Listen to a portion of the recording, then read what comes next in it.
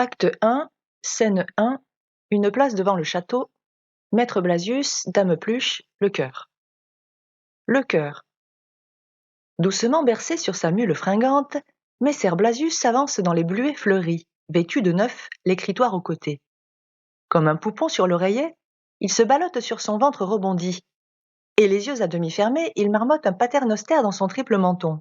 « Salut, Maître Blasius, vous arrivez au temps de la vendange, pareil à une amphore antique. » Maître Blasius. Que ceux qui veulent apprendre une nouvelle d'importance m'apportent ici premièrement un verre de vin frais. Le chœur. Voilà notre plus grande écuelle. Buvez, Maître Blasius, le vin est bon. Vous parlerez après. Maître Blasius. Vous saurez, mes enfants, que le jeune Perdicant, fils de notre Seigneur, vient d'atteindre à sa majorité et qu'il est reçu docteur à Paris. Il revient aujourd'hui même au château, la bouche toute pleine de façons de parler si belles et si fleuries qu'on ne sait que lui répondre les trois quarts du temps. Toute sa gracieuse personne est un livre d'or.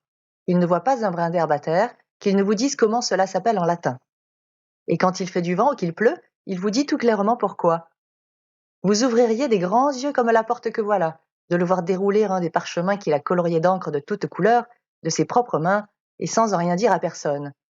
Enfin, c'est un diamant fin des pieds à la tête, et voilà ce que je viens annoncer à monsieur le baron. Vous sentez que cela me fait quelque honneur à moi, qui suis son gouverneur depuis l'âge de 4 ans. Ainsi donc, mes bons amis, apportez une chaise, que je descende un peu de cette mule-ci sans me casser le cou. La bête étant soit peu rétive, et je ne serais pas fâché de boire encore une gorgée avant d'entrer. Le chœur. Buvez, Maître Blasius, et reprenez vos esprits. Nous avons vu naître le petit Perdicant, et il n'était pas besoin, du moment qu'il arrive, de nous en dire si long. Puissions-nous retrouver l'enfant dans le cœur de l'homme. Maître Blasius. Ma foi, l'écuelle est vide. Je ne croyais pas avoir tout bu. Adieu. J'ai préparé entre-temps sur la route 2 ou 3 phrases, sans prétention, qui plairont à monseigneur. Je vais tirer la cloche. Il sort. Le chœur. Durement cahoté sur son âne essoufflé, Dame Pluche gravit la colline. Son écuyer transi gourdine à tour de bras le pauvre animal, qui hoche la tête, un chardon entre les dents. Ses longues jambes maigres trépignent de colère, tandis que de ses mains osseuses, elle égratigne son chapelet. Bonjour donc, Dame Pluche. Vous arrivez comme la fièvre, avec le vent qui fait jaunir les bois. Dame Pluche. Un verre d'eau, canaille que vous êtes. Un verre d'eau et un peu de vinaigre. Le chœur. D'où venez-vous, Pluche, mamie? Vos faux cheveux sont couverts de poussière. Voilà un toupet de gâté et votre chaste robe est retroussée jusqu'à vos vénérables jarretières. Dame Pluche. Sachez maintenant que la belle Camille, la nièce de votre maître, arrive aujourd'hui au château. Elle a quitté le couvent sur l'ordre exprès de monseigneur pour venir en son temps et lieu recueillir, comme faire se doit, le bon bien qu'elle a de sa mère. Son éducation, Dieu merci, est terminée. Et ceux qui la verront auront la joie de respirer une glorieuse fleur de sagesse et de dévotion. Jamais il n'y a rien eu de si pur, de si ange, de si agneau et de si colombe que cette chère Nonain. Que le Seigneur, Dieu du ciel, la conduise. Ainsi soit-il. Rangez-vous, canaille. Il me semble que j'ai les jambes enflées. Le chœur. Défripez-vous, honnête Pluche, et quand vous prierez Dieu, demandez de la pluie. Nos blés sont secs comme vos tibias. Dame Pluche. Vous m'avez apporté de l'eau dans une écuelle qui sent la cuisine. Donnez-moi la main pour descendre. Vous êtes des butors et des malappris. Elle sort. Le chœur. Mettons nos habits du dimanche et attendons que le baron nous fasse appeler. Ou je me trompe fort, ou quelque joyeuse bombance est dans l'air d'aujourd'hui. Ils sortent.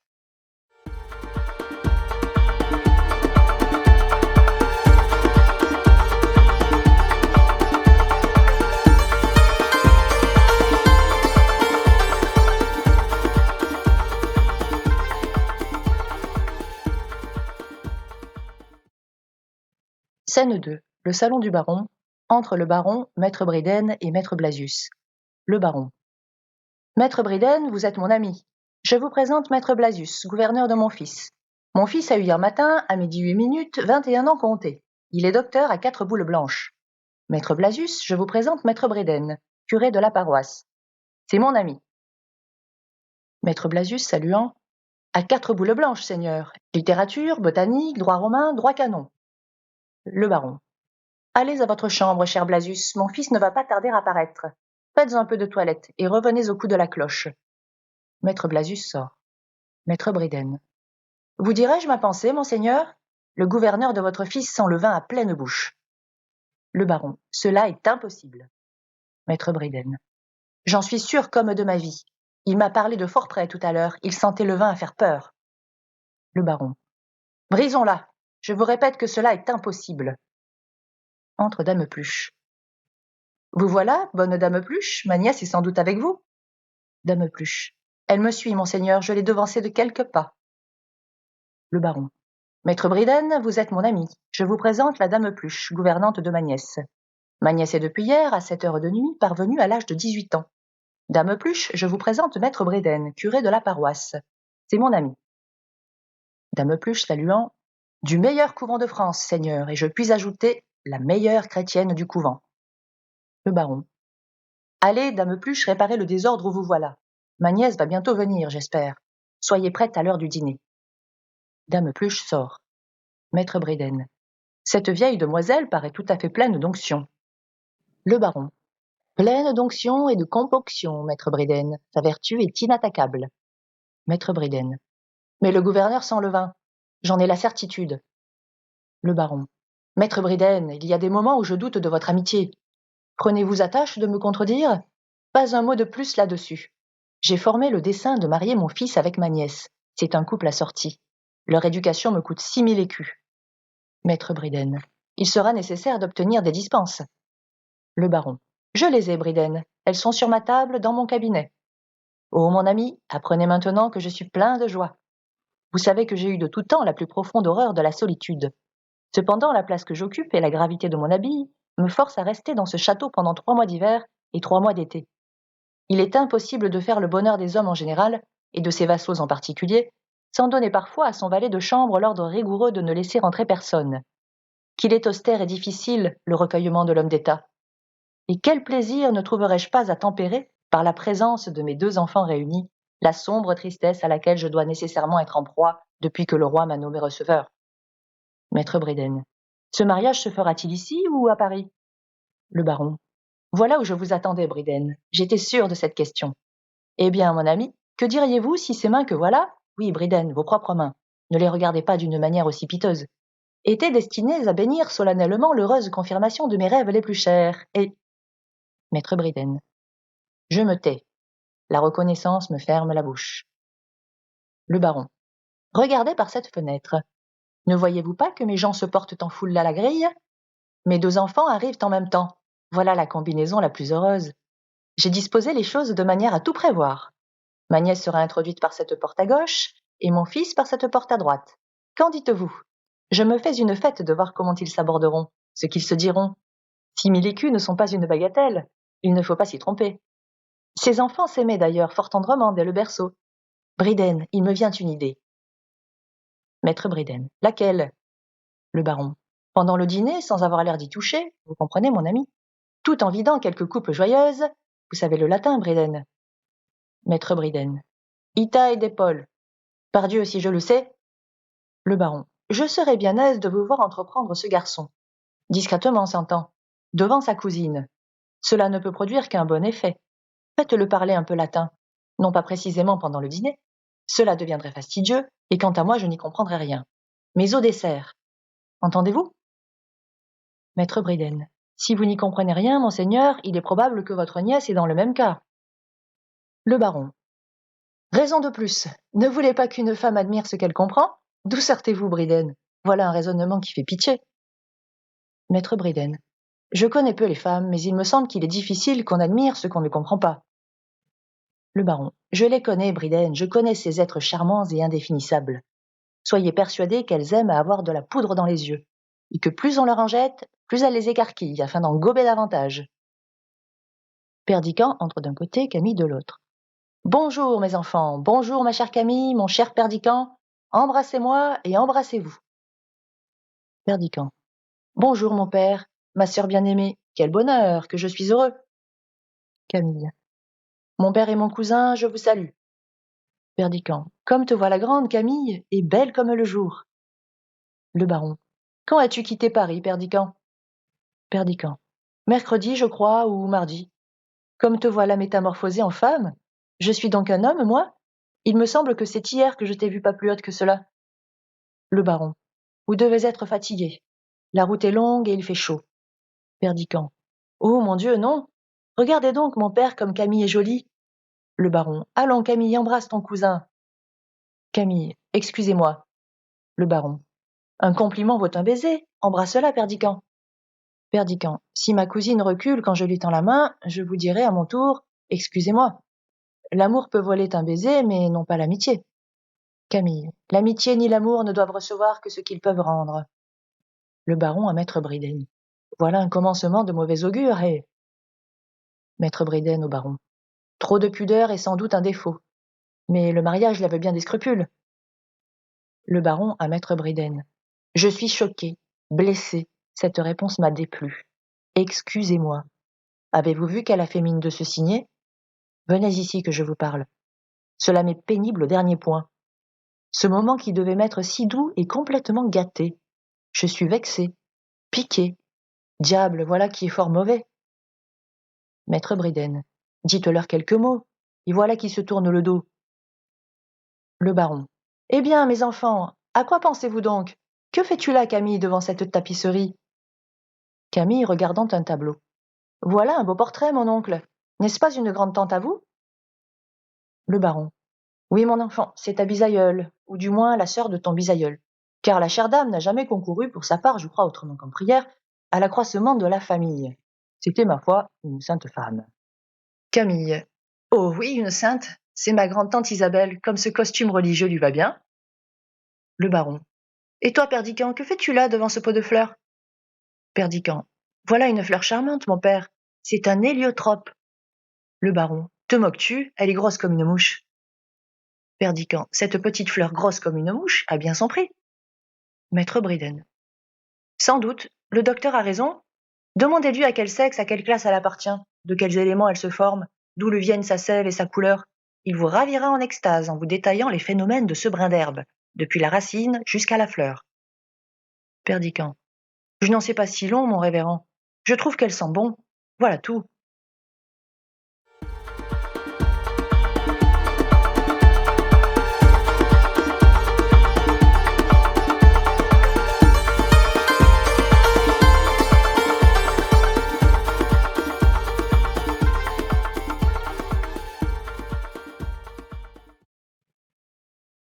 Scène 3, devant le château, entre le cœur. Le cœur. Plusieurs choses me divertissent et excitent ma curiosité. Venez, mes amis, et asseyons-nous sous ce noyer. Deux formidables dîneurs sont en ce moment en présence au château. Maître Bridden et Maître Blasius. N'avez-vous pas fait une remarque? C'est que lorsque deux hommes à peu près pareils, également gros, également sots, ayant les mêmes vices et les mêmes passions, viennent par hasard à se rencontrer, il faut nécessairement qu'ils s'adorent ou qu'ils s'exècrent. Par la raison que les contraires s'attirent, qu'un homme grand et desséché aimerait un homme petit et rond, que les blonds recherchent les bruns, et réciproquement, je prévois une lutte secrète entre le gouverneur et le curé. Tous deux sont armés d'une égale impudence. Tous deux ont pour ventre un tonneau. Non seulement ils sont gloutons, mais ils sont gourmets. Tous deux se disputeront à dîner non seulement la quantité, mais la qualité. Si le poisson est petit, comment faire? Et dans tous les cas, une langue de carpe ne peut se partager, et une carpe ne peut avoir deux langues. Item, tous deux sont bavards, mais à la rigueur, ils peuvent parler ensemble sans s'écouter ni l'un ni l'autre. Déjà, maître Bridden a voulu adresser au jeune Perdiccand plusieurs questions pédantes, et le gouverneur a froncé le sourcil. Il lui est désagréable qu'un autre que lui semble mettre son élève à l'épreuve. Item, ils sont aussi ignorants l'un que l'autre. Item, ils sont prêtres tous deux. L'un se targuera de sa cure, l'autre se rengorgera dans sa charge de gouverneur. Maître Blasius confesse le fils, et maître Bridden le père. Déjà, je les vois accoudés sur la table, les joues enflammées, les yeux à fleur de tête, secouer plein de haine leur triple menton. Ils se regardent de la tête aux pieds, ils préludent par de légères escarmouches, bientôt la guerre se déclare. Les cuistreries de toute espèce se croisent et s'échangent, et pour comble de malheur, entre les deux ivrognes s'agite Dame Pluche, qui les repousse l'un et l'autre de ses coudes affilés. Maintenant que voilà le dîner fini, on ouvre la grille du château. C'est la compagnie qui sort, retirons-nous à l'écart. Ils sortent entre le baron et Dame Pluche. Le baron. Vénérable Pluche, je suis peiné. Dame Pluche. Est-il possible, monseigneur? Le baron. Oui, Pluche, cela est possible. J'avais compté depuis longtemps, j'avais même écrit, noté, sur mes tablettes de poche, que ce jour devait être le plus agréable de mes jours. Oui, bonne dame, le plus agréable. Vous n'ignorez pas que mon dessein était de marier mon fils avec ma nièce. Cela était résolu. Convenu. J'en avais parlé à Bridden. Et je crois voir, que ces enfants se parlent froidement. Ils ne se sont pas dit un mot. Dame Pluche. Les voilà qui viennent, monseigneur. Sont-ils prévenus de vos projets? Le baron. Je leur en ai touché quelques mots en particulier. Je crois qu'il serait bon, puisque les voilà réunis, de nous asseoir sous cet ombrage propice et de les laisser ensemble un instant. Il se retire avec Dame Pluche entre Camille et Perdican. Perdican. Sais-tu que cela n'a rien de beau, Camille, de m'avoir refusé un baiser? Camille. Je suis comme cela, c'est ma manière. Perdican. Veux-tu mon bras pour faire un tour dans le village? Camille. Non, je suis lasse. Perdican. Cela ne te ferait pas plaisir de revoir la prairie? Te souviens-tu de nos parties sur le bateau? Viens, nous descendrons jusqu'au moulin. Je tiendrai les rames et toi le gouvernail. Camille. Je n'en ai nulle envie. Perdican. Tu me fends l'âme. Quoi, pas un souvenir, Camille? Pas un battement de cœur pour notre enfance, pour tout ce pauvre temps passé, si bon, si doux, si plein de niaiseries délicieuses? Tu ne veux pas venir voir le sentier par où nous allions à la ferme? Camille. Non, pas ce soir. Perdican. Pas ce soir, et quand donc? Toute notre vie est là. Camille. Je ne suis ni assez jeune pour m'amuser de mes poupées, ni assez vieille pour aimer le passé. Perdican. Comment dis-tu cela? Camille. Je dis que les souvenirs d'enfance ne sont pas de mon goût. Perdican. Cela t'ennuie? Camille. Oui, cela m'ennuie. Perdican. Pauvre enfant, je te plains sincèrement. Ils sortent chacun de leur côté. Le baron, rentrant avec Dame Pluche. Vous le voyez et vous l'entendez, excellente Pluche. Je m'attendais à la plus suave harmonie, et il me semble assister à un concert, où le violon joue Mon cœur soupire, pendant que la flûte joue Vive Henri IV. Songez à la discordance affreuse qu'une pareille combinaison produirait. Voilà pourtant ce qui se passe dans mon cœur. Dame Pluche, je l'avoue, il m'est impossible de blâmer Camille. Et rien n'est de plus mauvais ton, à mon sens, que les parties de bateau. Le baron, parlez-vous sérieusement? Dame Pluche, Seigneur, une jeune fille qui se respecte ne se hasarde pas sur les pièces d'eau. Le baron, mais observez donc, Dame Pluche, que son cousin doit l'épouser, et que dès lors, Dame Pluche, les convenances défendent de tenir un gouvernail, et il est malséant de quitter la terre ferme seule avec un jeune homme.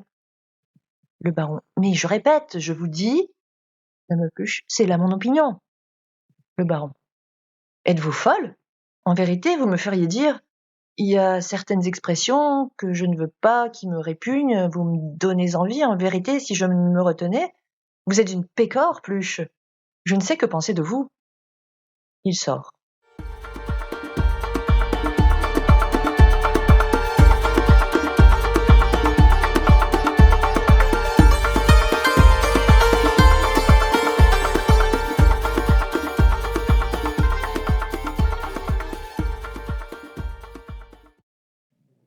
Scène 4, une place. Le chœur, Perdican. Perdican. Bonjour, mes amis, me reconnaissez-vous? Le chœur.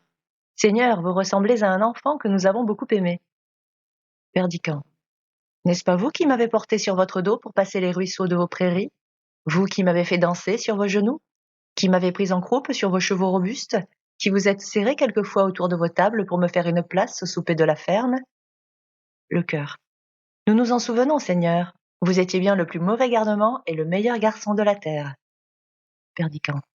Et pourquoi donc alors ne m'embrassez-vous pas, au lieu de me saluer comme un étranger? Le chœur. Que Dieu te bénisse, enfant de nos entrailles. Chacun de nous voudrait te prendre dans ses bras. Mais nous sommes vieux, monseigneur, et vous êtes un homme. Perdican. Oui, il y a 10 ans que je ne vous ai vu, et en un jour tout change sous le soleil. Je me suis élevé de quelques pieds vers le ciel, et vous vous êtes courbé de quelques pouces vers le tombeau. Vos têtes ont blanchi, vos pas sont devenus plus lents. Vous ne pouvez plus soulever de terre votre enfant d'autrefois. C'est donc à moi d'être votre père, à vous qui avez été les miens. Le chœur. Votre retour est un jour plus heureux que votre naissance. Il est plus doux de retrouver ce qu'on aime que d'embrasser un nouveau-né. Perdican. Voilà donc ma chère vallée, mes noyers, mes sentiers verts, ma petite fontaine. Voilà mes jours passés encore tout pleins de vie. Voilà le monde mystérieux des rêves de mon enfance. Ô patrie, patrie, mot incompréhensible, l'homme n'est-il donc né que pour un coin de terre, pour y bâtir son nid et pour y vivre un jour? Le chœur. On nous a dit que vous êtes un savant, monseigneur. Perdiccas. Oui, on me l'a dit aussi. Les sciences sont une belle chose, mes enfants. Ces arbres et ces prairies enseignent à haute voix la plus belle de toutes, l'oubli de ce qu'on sait. Le chœur. Il s'est fait plus d'un changement pendant votre absence. Il y a des filles mariées et des garçons partis pour l'armée. Perdiccas. Vous me conterez tout cela. Je m'attends bien à du nouveau, mais en vérité, je n'en veux pas encore. Comme ce lavoir est petit, autrefois, il me paraissait immense. J'avais emporté dans ma tête un océan et des forêts, et je retrouve une goutte d'eau et des brins d'herbe. Quelle est donc cette jeune fille qui chante à sa croisée derrière ces arbres? Le chœur. C'est Rosette, la sœur de lait de votre cousine Camille. Perdiccas s'avançant. Descends vite, Rosette, et viens ici. Rosette entrant. Oui, monseigneur. Perdiccas. Tu me voyais de ta fenêtre, et tu ne venais pas, méchante fille? Donne-moi vite cette main-là, et ces joues-là que je t'embrasse. Rosette. Oui, monseigneur. Perdiccas. Es-tu mariée, petite? On m'a dit que tu l'étais. Rosette. Oh non. Perdiccas. Pourquoi? Il n'y a pas dans le village de plus jolie fille que toi. Nous te marierons, mon enfant. Le chœur. Monseigneur, elle veut mourir fille. Perdiccas. Et c'est vrai, Rosette? Rosette. Oh non. Perdiccas. Ta sœur Camille est arrivée. L'as-tu vue? Rosette. Elle n'est pas encore venue par ici. Perdiccas. Va-t'en vite mettre ta robe neuve et viens souper au château.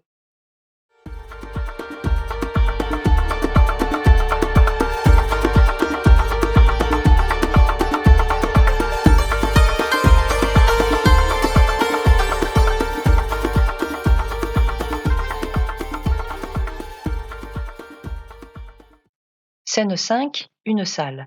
Entre le baron et maître Blasius. Maître Blasius. Seigneur, j'ai un mot à vous dire. Le curé de la paroisse est un ivrogne. Le baron. Fi donc, cela ne se peut. Maître Blasius. J'en suis certain. Il a bu à dîner 3 bouteilles de vin. Le baron. Cela est exorbitant.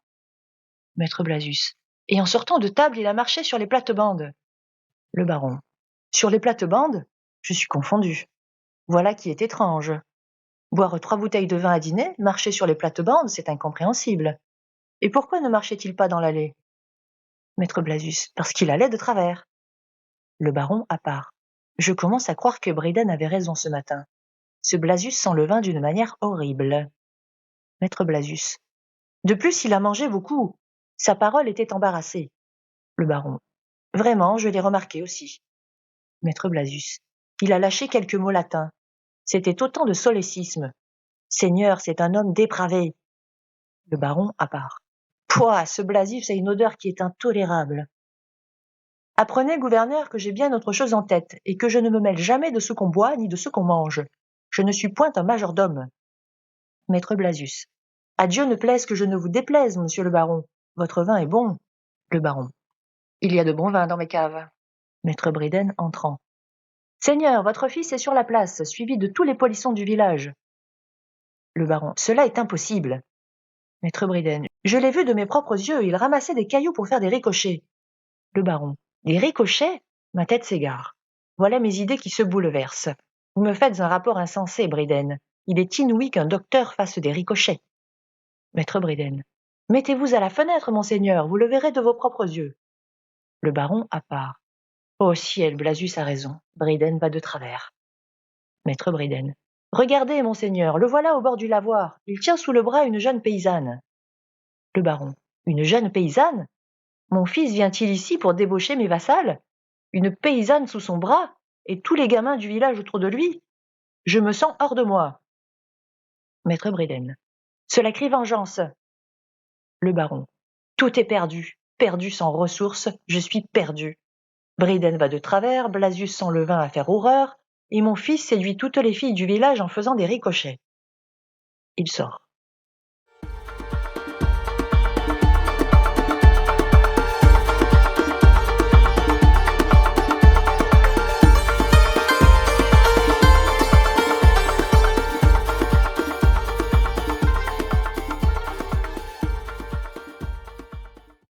Acte 2, scène 1, un jardin.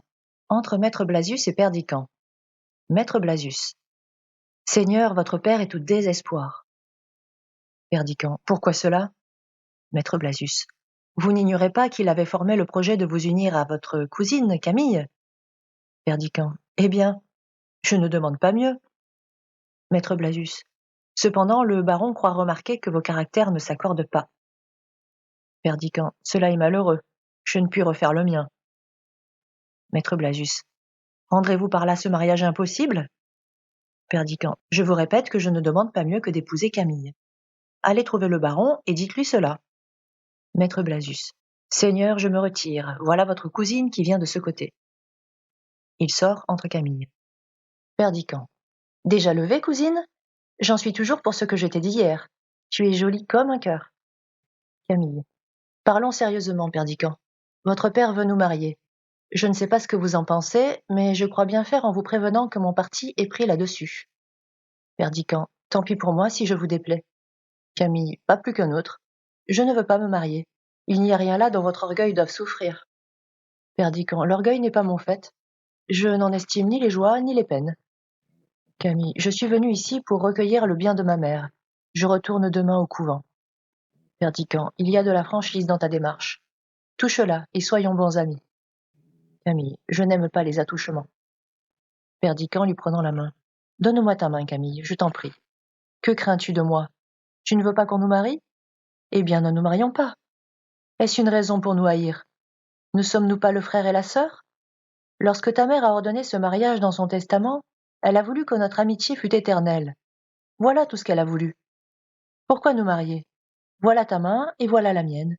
Et pour qu'elle reste unie ainsi jusqu'au dernier soupir, crois-tu qu'il nous faille un prêtre? Nous n'avons besoin que de Dieu. Camille. Je suis bien aise que mon refus vous soit indifférent. Perdiccand.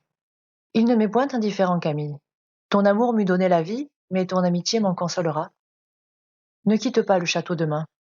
Hier, tu as refusé de faire un tour de jardin parce que tu voyais en moi un mari dont tu ne voulais pas. Reste ici quelques jours. Laisse-moi espérer que notre vie passée n'est pas morte à jamais dans ton cœur. Camille. Je suis obligée de partir. Perdiccand. Pourquoi? Camille. C'est mon secret. Perdiccand. En aimes-tu un autre que moi? Camille. Non, mais je veux partir. Perdiccand. Irrévocablement? Camille. Oui, irrévocablement. Perdiccand. Eh bien, adieu. J'aurais voulu m'asseoir avec toi sous les marronniers du petit bois et causer de bonne amitié 1 heure ou 2. Mais si cela te déplaît, n'en parlons plus. Adieu, mon enfant. Il sort. Camille a Dame Pluche qui entre. Dame Pluche, tout est-il prêt? Partirons-nous demain? Mon tuteur a-t-il fini ses comptes? Dame Pluche. Oui, chère colombe sans tache. Le baron m'a traité de pécore hier soir, et je suis enchantée de partir. Camille. Tenez, voilà un mot d'écrit que vous porterez avant dîner de ma part à mon cousin Perdiccand. Dame Pluche. Seigneur mon Dieu, est-ce possible? Vous écrivez un billet à un homme? Camille. Ne dois-je pas être sa femme? Je puis bien écrire à mon fiancé. Dame Pluche. Le seigneur Perdiccand sort d'ici. Que pouvez-vous lui écrire? Votre fiancé, miséricorde. Serait-il vrai que vous oubliez Jésus? Camille. Faites ce que je vous dis et disposez tout pour notre départ. Elles sortent.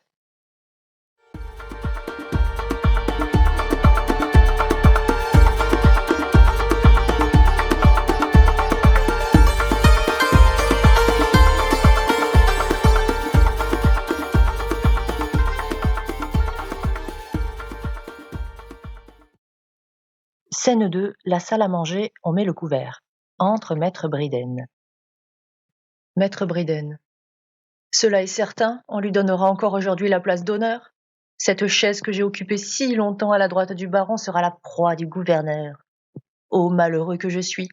Un âne batté, un ivrogne sans pudeur me relègue au bas bout de la table. Le majordome lui versera le premier verre de Malaga, et lorsque les plats arriveront à moi, ils seront à moitié froids, et les meilleurs morceaux déjà avalés. Il ne restera plus autour des perdreaux ni choux, ni carottes. Ô sainte Église catholique! Qu'on lui ait donné cette place hier, cela se concevait. Il venait d'arriver. C'était la première fois depuis nombre d'années qu'il s'asseyait à cette table. Dieu, comme il dévorait! Non, rien ne me restera que des os et des pattes de poulet. Je ne souffrirai pas cet affront.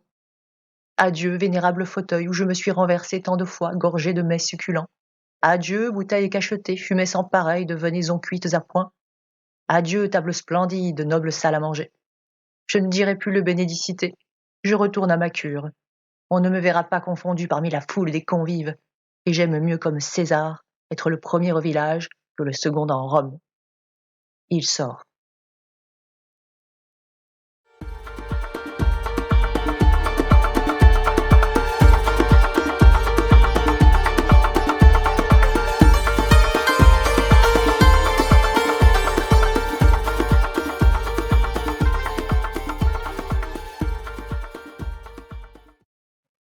Scène 3, un champ devant une petite maison, entre Rosette et Perdican. Perdican. Puisque ta mère n'y est pas, viens faire un tour de promenade. Rosette. Croyez-vous que cela me fasse du bien, tous ces baisers que vous me donnez? Perdican. Quel mal y trouves-tu? Je t'embrasserai devant ta mère. N'es-tu pas la sœur de Camille? Ne suis-je pas ton frère, comme je suis le sien? Rosette. Des mots sont des mots, et des baisers sont des baisers. Je n'ai guère d'esprit et je m'en aperçois bien, sitôt que je veux dire quelque chose. Les belles dames savent leur affaire, selon qu'on leur baise la main droite ou la main gauche. Leur père les embrasse sur le front, leurs frères sur la joue, leurs amoureux sur les lèvres. Moi, tout le monde m'embrasse sur les deux joues, et cela me chagrine. Perdican, que tu es jolie, mon enfant. Rosette, il ne faut pas non plus vous fâcher pour cela. Comme vous me paraissez triste ce matin, votre mariage est donc manqué? Perdican, les paysans de ton village se souviennent de m'avoir aimé. Les chiens de la basse-cour et les arbres du bois s'en souviennent aussi, mais Camille ne s'en souvient pas. Et toi, Rosette, à quand le mariage? Rosette, ne parlons pas de cela, voulez-vous? Parlons du temps qu'il fait, de ces fleurs que voilà, de vos chevaux et de mes bonnets. Perdican, de tout ce qui te plaira, de tout ce qui peut passer sur tes lèvres, sans leur ôter ce sourire céleste que je respecte plus que ma vie. Il l'embrasse. Rosette, vous respectez mon sourire, mais vous ne respectez guère mes lèvres, à ce qu'il me semble. Regardez donc. Voilà une goutte de pluie qui me tombe sur la main, et cependant le ciel est pur. Perdican, pardonne-moi. Rosette, que vous ai-je fait pour que vous pleuriez? Ils sortent.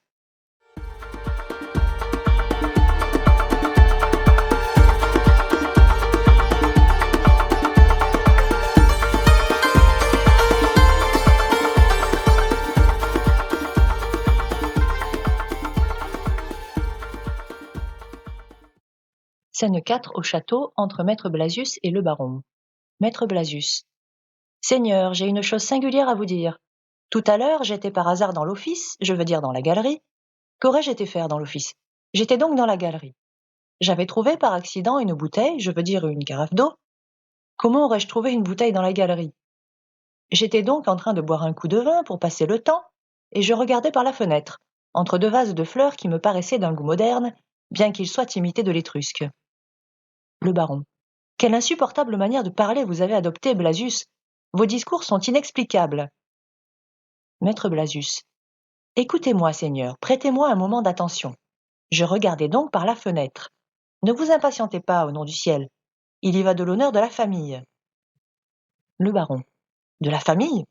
Voilà qui est incompréhensible. De l'honneur de la famille, Blasius?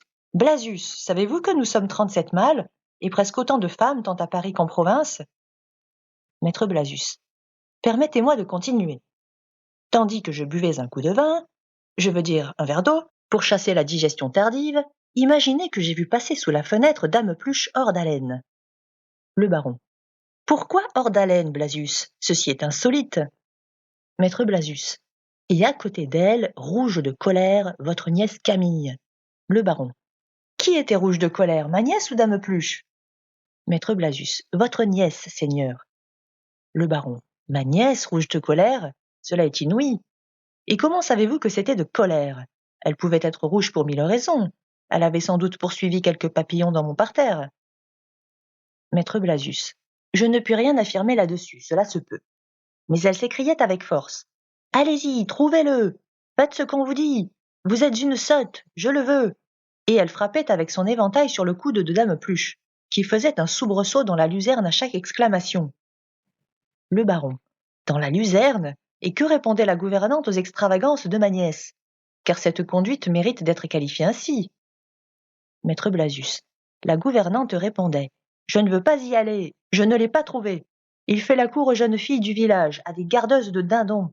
Je suis trop vieille pour commencer à porter des messages d'amour. Grâce à Dieu, j'ai vécu les mains pures jusqu'ici. et tout en parlant, elle froissait dans ses mains un petit papier plié en 4. Le baron. Je n'y comprends rien. Mes idées s'embrouillent tout à fait. Quelle raison pouvait avoir Dame Pluche pour froisser un papier plié en 4 en faisant des soubresauts dans une luzerne? Je ne puis ajouter foi à de pareilles monstruosités. Maître Blasius. Ne comprenez-vous pas clairement, Seigneur, ce que cela signifiait? Le baron. Non, en vérité non, mon ami. Je n'y comprends absolument rien. Tout cela me paraît une conduite désordonnée, il est vrai, mais sans motif comme sans excuse. Maître Blasius. Cela veut dire que votre fille a une correspondance secrète. Le baron. Que dites-vous? Songez-vous de qui vous parlez? Pesez vos paroles, monsieur l'abbé. Maître Blasius. Je les pèserai dans la balance céleste qui doit peser mon âme au jugement dernier, que je n'y trouverai pas un mot qui sente la fausse monnaie. Votre nièce a une correspondance secrète. Le baron. Mais songez donc, mon ami, que cela est impossible. Maître Blasius. Pourquoi aurait-elle chargé sa gouvernante d'une lettre? Pourquoi aurait-elle crié « Trouvez-le » tandis que l'autre boudait et rechignait? Le baron. Et à qui était adressée cette lettre? Maître Blasius. Voilà précisément le hic, monseigneur. Hic y a 4 les pouces. À qui était adressée cette lettre? À un homme qui fait la cour à une gardeuse de dindons. Or, un homme qui recherche en public une gardeuse de dindons peut être soupçonné violemment d'être né pour les garder lui-même. Cependant, il est impossible que votre nièce, avec l'éducation qu'elle a reçue, soit éprise d'un pareil homme. Voilà ce que je dis. Et ce qui fait que je n'y comprends rien non plus que vous, révérence parlée. Le baron. Ô ciel! Ma nièce m'a déclaré ce matin même qu'elle refusait son cousin Perdican. Aimerait-elle un gardeur de dindons? Passons dans mon cabinet. J'ai éprouvé depuis hier des secousses si violentes que je ne puis rassembler mes idées. Ils sortent.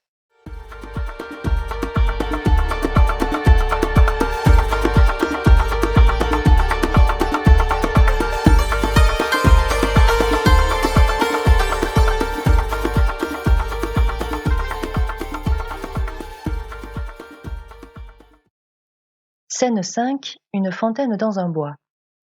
Entre Perdican lisant un billet. Trouvez-vous à midi à la petite fontaine. Que veut dire cela? Tant de froideur, un refus si positif, si cruel, un orgueil si insensible, et un rendez-vous par-dessus tout? Si c'est pour me parler d'affaires, pourquoi choisir un pareil endroit? Est-ce une coquetterie? Ce matin, en me promenant avec Rosette, j'ai entendu remuer dans les broussailles, et il m'a semblé que c'était un pas de biche. Y a-t-il quelque intrigue? Entre Camille. Camille. Bonjour, cousin. J'ai cru m'apercevoir, à tort ou à raison, que vous me quittiez tristement ce matin. Vous m'avez pris la main malgré moi. Je viens vous demander de me donner la vôtre. Je vous ai refusé un baiser. Le voilà. Elle l'embrasse. Maintenant, vous m'avez dit que vous seriez bien aise de causer de bonne amitié. Asseyez-vous là, et causons. Elle s'assoit. Perdican. Avais-je fait un rêve? Ou en fais-je un autre en ce moment? Camille. Vous avez trouvé singulier de recevoir un billet de moi, n'est-ce pas? Je suis d'humeur changeante, mais vous m'avez dit ce matin un mot très juste. Puisque nous nous quittons, quittons-nous bons amis. Vous ne savez pas la raison pour laquelle je pars? Et je viens vous la dire. Je vais prendre le voile. Perdican. Est-ce possible? Est-ce toi, Camille, que je vois dans cette fontaine, assise sur les marguerites, comme au jour d'autrefois? Camille. Oui, Perdican, c'est moi. Je viens revivre un quart d'heure de la vie passée. Je vous ai paru brusque et hautaine. Cela est tout simple, j'ai renoncé au monde. Cependant, avant de le quitter, je serais bien aise d'avoir votre avis. Trouvez-vous que j'ai raison de me faire religieuse? Perdican. Ne m'interrogez pas là-dessus, car je ne me ferai jamais moine. Camille. Depuis près de 10 ans que nous avons vécu éloignés l'un de l'autre, vous avez commencé l'expérience de la vie. Je sais quel homme vous êtes, et vous devez avoir appris beaucoup, en peu de temps, avec un cœur et un esprit comme les vôtres. Dites-moi, avez-vous eu des maîtresses? Perdican. Pourquoi cela? Camille. Répondez-moi, je vous en prie, sans modestie et sans fatuité. Perdican. J'en ai eu. Camille. Les avez-vous aimées? Perdican. De tout mon cœur. Camille. Où sont-elles maintenant? Le savez-vous? Perdican. Voilà en vérité des questions singulières. Que voulez-vous que je vous dise? Je ne suis ni leur mari ni leur frère. Elles sont allées où bon leur a semblé. Camille. Il doit nécessairement y en avoir une que vous ayez préférée aux autres. Combien de temps avez-vous aimé celle que vous avez aimée le mieux? Perdican. Tu es une drôle de fille. Veux-tu te faire mon confesseur? Camille. C'est une grâce que je vous demande de me répondre sincèrement. Vous n'êtes point un libertin, et je crois que votre cœur a de la probité. Vous avez dû inspirer l'amour, car vous le méritez, et vous ne seriez pas livré à un caprice. Répondez-moi, je vous en prie. Perdiccand, ma foi, je ne m'en souviens pas. Camille, connaissez-vous un homme qui n'ait aimé qu'une femme? Perdiccand, il y en a certainement. Camille, est-ce un de vos amis? Dites-moi son nom. Perdiccand, je n'ai pas de nom à vous dire, mais je crois qu'il y a des hommes capables de n'aimer qu'une fois. Camille, combien de fois un honnête homme peut-il aimer? Perdiccand, veux-tu me faire réciter une litanie ou récites-tu toi-même un catéchisme? Camille, je voudrais m'instruire et savoir si j'ai tort ou raison de me faire religieuse. Si je vous épousais, ne devriez-vous pas répondre avec franchise à toutes mes questions et me montrer votre cœur à nu? Je vous estime beaucoup, et je vous crois, par votre éducation et par votre nature, supérieur à beaucoup d'autres hommes. Je suis fâché que vous ne vous souveniez plus de ce que je vous demande. Peut-être en vous connaissant mieux, je m'enhardirai. Perdiccand, où veux-tu en venir? Parle, je répondrai. Camille, répondez donc à ma première question. Ai-je raison de rester au couvent? Perdiccand, non. Camille, je ferais donc mieux de vous épouser. Perdiccand, oui. Camille, si le curé de votre paroisse soufflait sur un verre d'eau, et vous disait que c'est un verre de vin, le boiriez-vous comme tel? Perdiccand, non.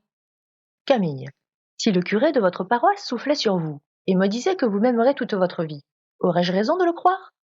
Perdiccand, oui et non. Camille, que me conseilleriez-vous de faire, le jour où je verrai que vous ne m'aimez plus? Perdiccand, de prendre un amant? Camille, que ferai-je ensuite, le jour où mon amant ne m'aimera plus? Perdiccand, tu en prendras un autre. Camille, combien de temps cela durera-t-il? Perdiccand, jusqu'à ce que tes cheveux soient gris, et alors les miens seront blancs. Camille, savez-vous ce que c'est que les cloîtres, Perdiccand? Vous êtes-vous jamais assis un jour entier sur le banc d'un monastère de femmes? Perdiccand, oui, je m'y suis assis. Camille, j'ai pour amie une sœur qui n'a que 30 ans, et qui a eu 500 000 livres de revenus à l'âge de 15 ans. C'est la plus belle et la plus noble créature qui ait marché sur terre. Elle était pairesse du Parlement, et avait pour mari un des hommes les plus distingués de France. Aucune des nobles facultés humaines n'était restée sans culture en elle, et comme un arbrisseau d'une sève choisie, tous ces bourgeons avaient donné des ramures. Jamais l'amour et le bonheur ne poseront leur couronne fleurie sur un front plus beau. Son mari l'a trompée, elle a aimé un autre homme, et elle se meurt de désespoir. Perdiccand, cela est possible?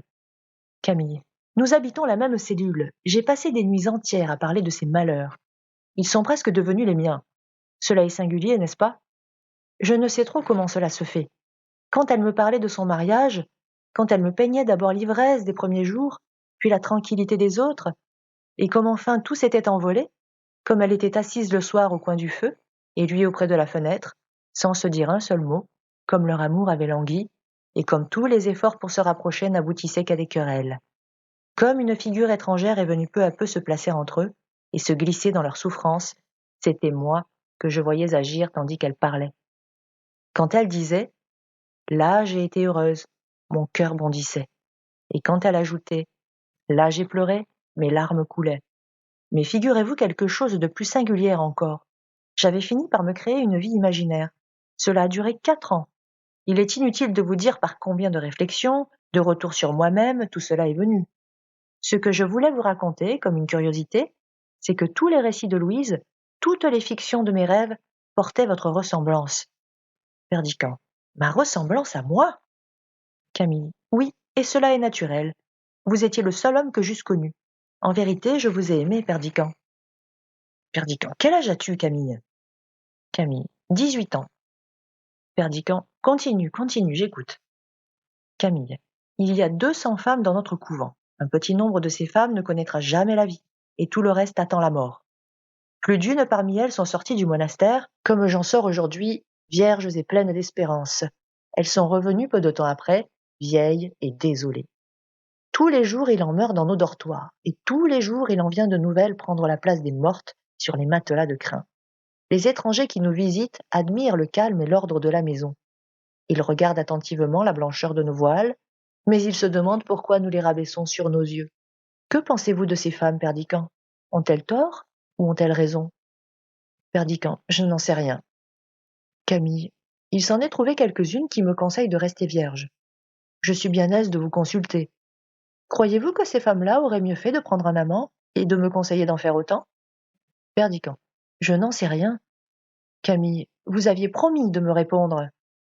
Perdiccand. J'en suis dispensé, tout naturellement, je ne crois pas que ce soit toi qui parles.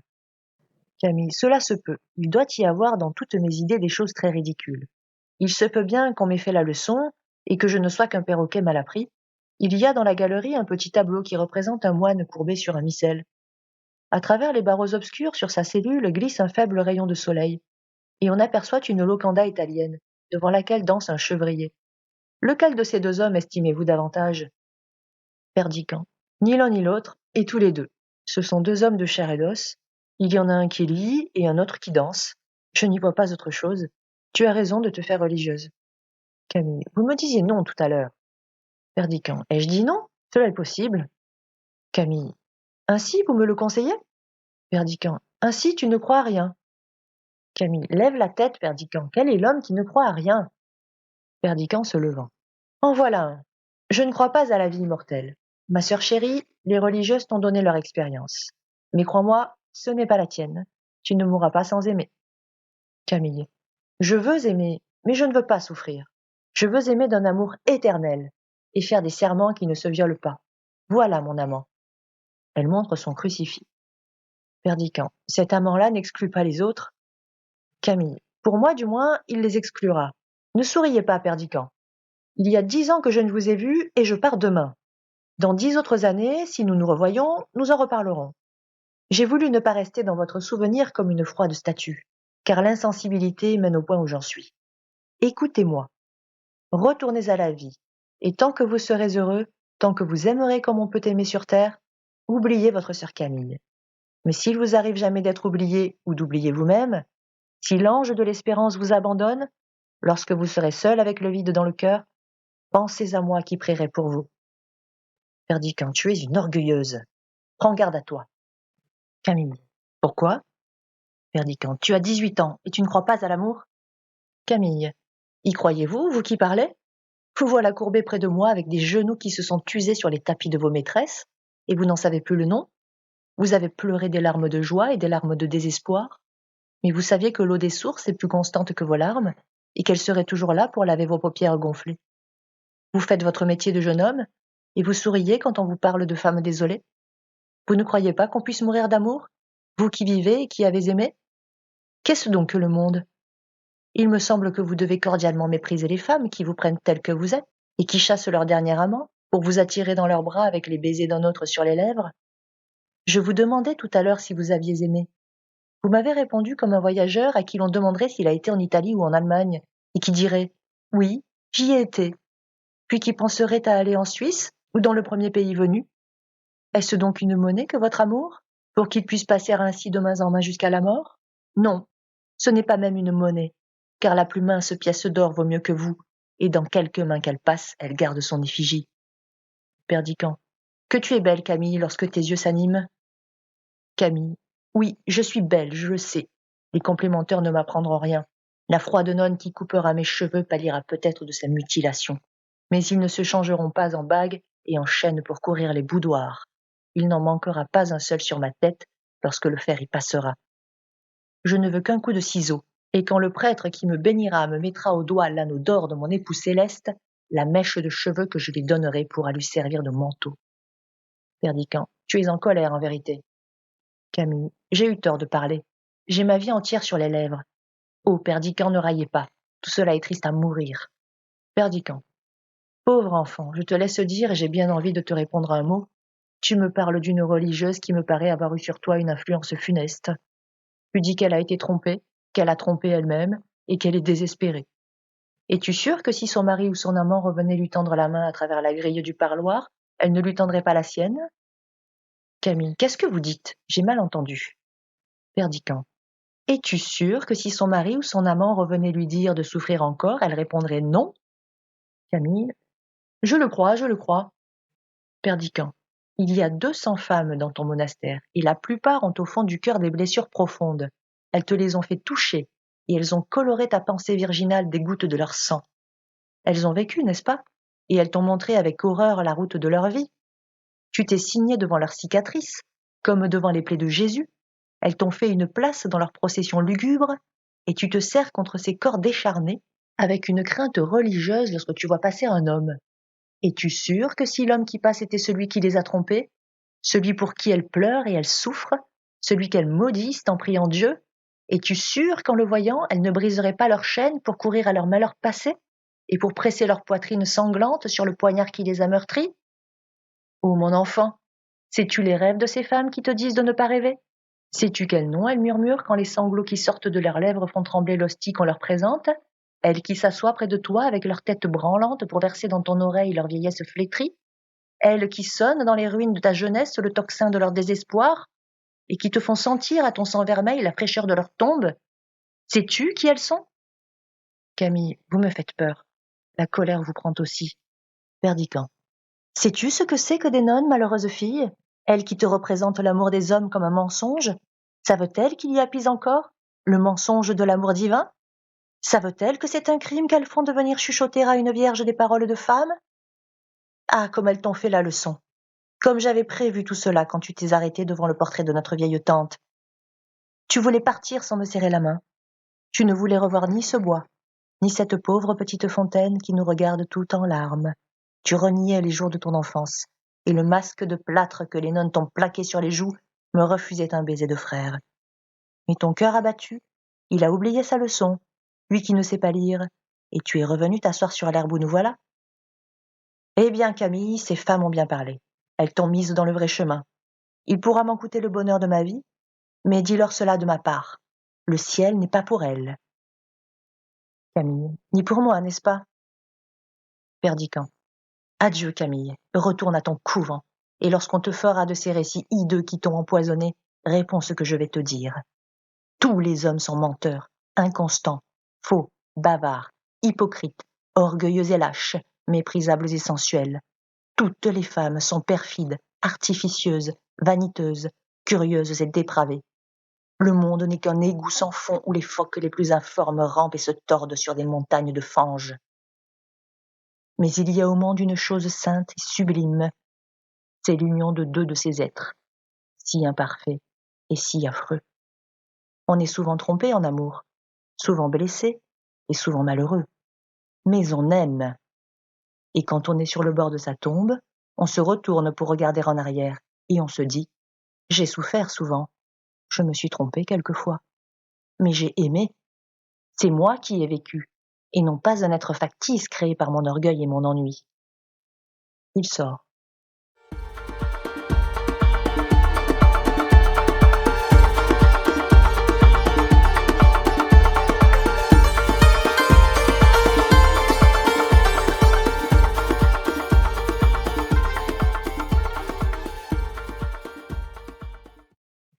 Acte 3, scène 1, devant le château. Entre le baron et maître Blasius. Le baron. Indépendamment de votre ivrognerie, vous êtes un bélître, maître Blasius. Mes valets vous voient entrer furtivement dans l'office, et quand vous êtes convaincu d'avoir volé mes bouteilles de la manière la plus pitoyable, vous croyez vous justifier en accusant ma nièce d'une correspondance secrète. Maître Blasius. Mais, monseigneur, veuillez vous rappeler... Le baron. Sortez, monsieur l'abbé, et ne reparaissez jamais devant moi. Il est déraisonnable d'agir comme vous faites, et ma gravité m'oblige à ne vous pardonner de ma vie. Il sort, maître Blasius le suit, entre Perdican. Perdican. Je voudrais bien savoir si je suis amoureux. D'un côté, cette manière d'interroger est en soi peu cavalière pour une fille de 18 ans. D'un autre, les idées que ces nonnes lui ont fourrées dans la tête auront de la peine à se corriger. De plus, elle doit partir aujourd'hui. Diable. Je l'aime, cela est sûr. Après tout, qui sait? Peut-être elle répétait une leçon. Et d'ailleurs, il est clair qu'elle ne se soucie pas de moi. D'une autre part, elle a beau être jolie, cela n'empêche pas qu'elle n'ait des manières beaucoup trop décidées et un ton trop brusque. Je n'ai qu'à n'y plus penser, il est clair que je ne l'aime pas. Cela est certain qu'elle est jolie. Mais pourquoi cette conversation d'hier ne veut-elle pas me sortir de la tête? En vérité, j'ai passé la nuit à radoter. Où vais-je donc? Ah, je vais au village. Il sort.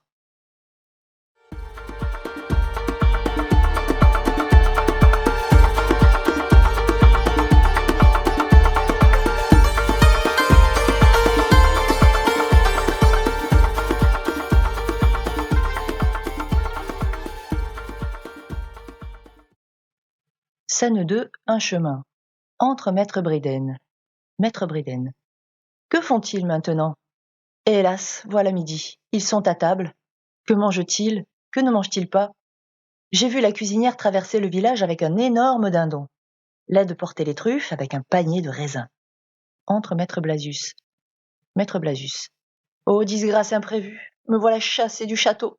Par conséquent de la salle à manger. Je ne boirai plus le vin de l'office. Maître Bridhen. Je ne verrai plus fumer les plats, je ne chaufferai plus au feu de la noble cheminée mon ventre copieux. Maître Blasius. Pourquoi une fatale curiosité m'a-t-elle poussé à écouter le dialogue de Dame Pluche et de la nièce? Pourquoi ai-je rapporté au baron ce que j'avais vu? Maître Bridhen. Pourquoi un vain orgueil m'a-t-il éloigné de ce dîner honorable où j'étais si bien accueilli? Que m'importait d'être à droite ou à gauche? Maître Blasius. Hélas, j'étais gris, il faut en convenir lorsque j'ai fait cette folie. Maître Bridhen. Hélas, le vin m'avait monté à la tête quand j'ai commis cette imprudence. Maître Blasius. Il me semble que voilà le curé. Maître Bridhen. C'est le gouverneur en personne. Maître Blasius. Oh oh, monsieur le curé, que faites-vous là?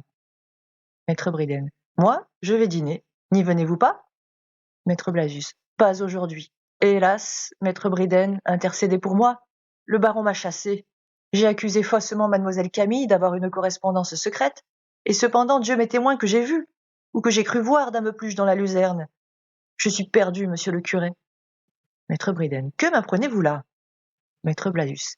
Hélas, hélas, la vérité. Je suis en disgrâce complète pour avoir volé une bouteille. Maître Bridhen. Que parlez-vous, messire, de bouteilles volées à propos d'une luzerne et d'une correspondance? Maître Blasius. Je vous supplie de plaider ma cause. Je suis honnête, seigneur Bridhen. Ô digne seigneur Bridhen, je suis votre serviteur. Maître Bridhen à part.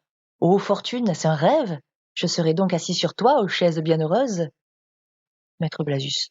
Je vous serais reconnaissant d'écouter mon histoire et de vouloir bien m'excuser, brave seigneur, cher curé. Maître Bridhen. Cela m'est impossible, monsieur, il est midi sonné et je m'en vais dîner. Si le baron se plaint de vous, c'est votre affaire. Je n'intercède point pour un ivrogne. À part. Vite, volons à la grille. Et toi, mon ventre, arrondis-toi. Ils sortent en courant. Maître Blasius seul. Misérable Pluche, c'est toi qui paieras pour tous. Oui, c'est toi qui es la cause de ma ruine, femme éhontée, vile entremetteuse. C'est à toi que je dois cette disgrâce. Ô sainte université de Paris, on me traite d'ivrogne. Je suis perdu si je ne saisis une lettre, et si je ne prouve au baron que sa nièce a une correspondance. Je l'ai vue ce matin écrire à son bureau. Patience, voici du nouveau. Passe Dame Pluche portant une lettre. Maître Blasius. Pluche, donne-moi cette lettre. Dame Pluche. Que signifie cela? C'est une lettre de ma maîtresse que je vais mettre à la poste au village. Maître Blasius. Donnez-la moi, ou vous êtes morte. Dame Pluche. Moi? Morte? Morte? Marie Jésus, Vierge et martyre. Maître Blasius. Oui, morte, Pluche. Donnez-moi ce papier. Ils se battent entre Perdiccans. Perdiccans. Qu'y a-t-il? Que faites-vous, Blasius? Pourquoi violenter cette femme? Dame Pluche. Rendez-moi la lettre. Il me l'a prise, Seigneur. Justice. Maître Blasius. C'est une entremetteuse, Seigneur. Cette lettre est un billet doux. Dame Pluche. C'est une lettre de Camille, Seigneur, de votre fiancé. Maître Blasius. C'est un billet doux à un gardeur de dindon. Dame Pluche. Tu en as menti, abbé. Apprends cela de moi. Perdiccans. Donnez-moi cette lettre. Je ne comprends rien à votre dispute. Mais en qualité de fiancé de Camille, je m'arroge le droit de la lire. Il lit. À la sœur Louise, au couvent de... À part. Quelle maudite curiosité me saisit malgré moi. Mon cœur bat avec force et je ne sais ce que j'éprouve. Retirez-vous, Dame Pluche. Vous êtes une digne femme et Maître Blasius est un sot. Allez dîner. Je me charge de mettre cette lettre à la poste. Sortent Maître Blasius et Dame Pluche. Perdiccans seul. Que ce soit un crime d'ouvrir une lettre, je le sais trop bien pour le faire. Que peut dire Camille à cette sœur? Suis-je donc amoureux? Quel empire a donc pris sur moi cette singulière fille, pour que les 3 mots écrits sur cette adresse me fassent trembler la main? Cela est singulier. Blasius, en se débattant avec Dame Pluche, a fait sauter le cachet. Est-ce un crime de rompre le pli? Bon, je n'y changerai rien. Il ouvre la lettre et lit. Je pars aujourd'hui, ma chère, et tout est arrivé comme je l'avais prévu. C'est une terrible chose. Mais ce pauvre jeune homme a le poignard dans le cœur. Il ne se consolera pas de m'avoir perdu. Cependant, j'ai fait tout au monde pour le dégoûter de moi. Dieu me pardonnera de l'avoir réduit au désespoir par mon refus. Hélas, ma chère, que pouvais-je y faire? Priez pour moi. Nous nous reverrons demain et pour toujours. Tout à vous du meilleur de mon âme, Camille. Est-il possible? Camille écrit cela? C'est de moi qu'elle parle ainsi? Moi, au désespoir de son refus? Eh bon Dieu! Si cela était vrai, on le verrait bien. Quelle honte peut-il y avoir à aimer? Elle a fait tout au monde pour me dégoûter, dit-elle, et j'ai le poignard dans le cœur? Quel intérêt peut-elle avoir à inventer un roman pareil? Cette pensée que j'avais cette nuit est-elle donc vraie? Ô femme! Cette pauvre Camille a peut-être une grande piété. C'est de bon cœur qu'elle se donne à Dieu. Mais elle a résolu et décrété qu'elle me laisserait au désespoir. Cela a été convenu entre les bonnes amies avant de partir du couvent. On a décidé que Camille allait revoir son cousin, qu'on le lui voudrait faire épouser, qu'elle refuserait, et que le cousin serait désolé. Cela est si intéressant, une jeune fille qui fait à Dieu le sacrifice du bonheur d'un cousin. Non, non, Camille, je ne t'aime pas. Je ne suis pas au désespoir. Je n'ai pas le poignard dans le cœur, et je te le prouverai. Oui, tu sauras que j'en aime une autre avant que de partir d'ici. Oh là, brave homme! Entre un paysan. Allez au château, dites à la cuisine qu'on envoie un valet porter à mademoiselle Camille le billet que voici. Il écrit. Le paysan. Oui, monseigneur. Il sort. Perdiccand.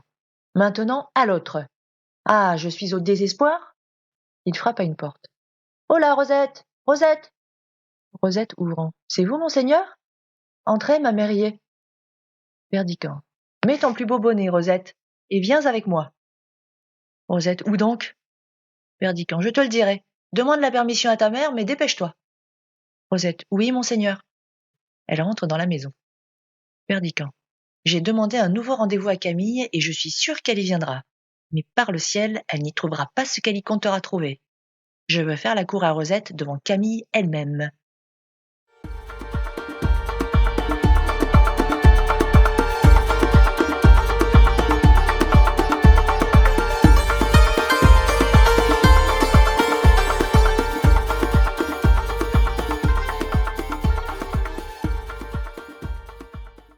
Scène 3, le petit bois, entre Camille et le paysan.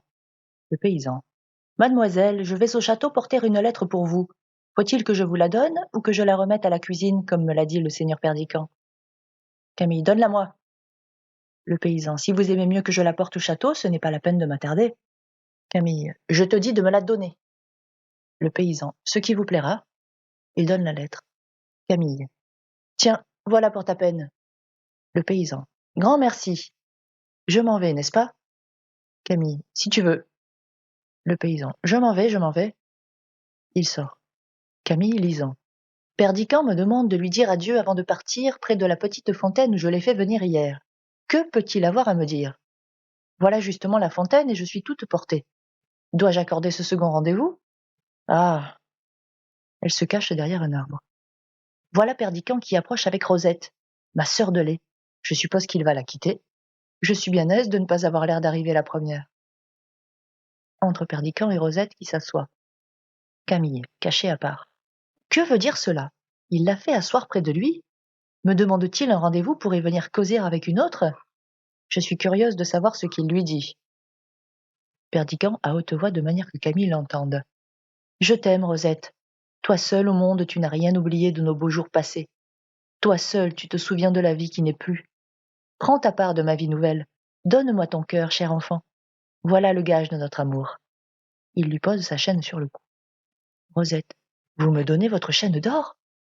Perdiccand. Regarde à présent cette bague. Lève-toi et approchons-nous de cette fontaine. Nous vois-tu tous les deux dans la source, appuyés l'un sur l'autre? Vois-tu tes beaux yeux près des miens, ta main dans la mienne? Regarde tout cela s'effacer. Il jette sa bague dans l'eau.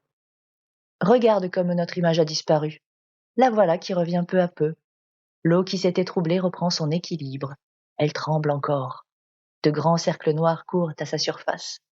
Patience, nous reparaissons. Déjà je distingue de nouveau tes bras enlacés dans les miens. Encore une minute et il n'y aura plus une ride sur ton joli visage. Regarde, c'était une bague que m'avait donnée Camille. Camille à part. Il a jeté ma bague dans l'eau. Perdiccand. Sais-tu ce que c'est que l'amour, Rosette? Écoute. Le vent se tait. La pluie du matin roule en perles sur les feuilles séchées que le soleil ranime. Par la lumière du ciel, par le soleil que voilà, je t'aime. Tu veux bien de moi, n'est-ce pas? On n'a pas flétri ta jeunesse. On n'a pas infiltré dans ton sang vermeil les restes d'un sang affadi. Tu ne veux pas te faire religieuse. Te voilà jeune et belle dans les bras d'un jeune homme. Oh, Rosette, Rosette, sais-tu ce que c'est que l'amour? Rosette. Hélas, monsieur le docteur, je vous aimerai comme je pourrais. Perdiccand. Oui, comme tu pourras. Et tu m'aimeras mieux, tout docteur que je suis et toute paysanne que tu es, que ces pâles statues fabriquées par les nonnes, qui ont la tête à la place du cœur et qui sortent des cloîtres pour venir répandre dans la vie l'atmosphère humide de leurs cellules. Tu ne sais rien. Tu ne lirais pas dans un livre à la prière que ta mère t'apprend, comme elle l'a apprise de sa mère. Tu ne comprends même pas le sens des paroles que tu répètes quand tu t'agenouilles au pied de ton lit. Mais tu comprends bien que tu pries. Et c'est tout ce qu'il faut à Dieu. Rosette. Comme vous me parlez, monseigneur? Perdiccand. Tu ne sais pas lire, mais tu sais ce que disent ces bois et ces prairies, ces tièdes rivières, ces beaux champs couverts de moissons, toute cette nature splendide de jeunesse. Tu reconnais tous ces milliers de frères, et moi pour l'un d'entre eux. Lève-toi, tu seras ma femme, et nous prendrons racine ensemble dans la sève du monde tout-puissant. Il sort avec Rosette.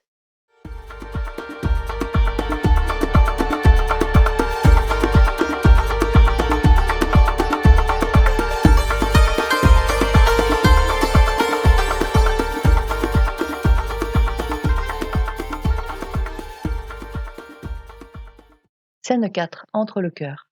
Le cœur. Il se passe assurément quelque chose d'étrange au château. Camille a refusé d'épouser Perdiccand. Elle doit retourner aujourd'hui au couvent dont elle est venue, mais je crois que le seigneur son cousin s'est consolé avec Rosette. Hélas, la pauvre fille ne sait pas quel danger elle court en écoutant les discours d'un jeune et galant seigneur. Dame Pluche entrant. Vite, vite, console mon âne.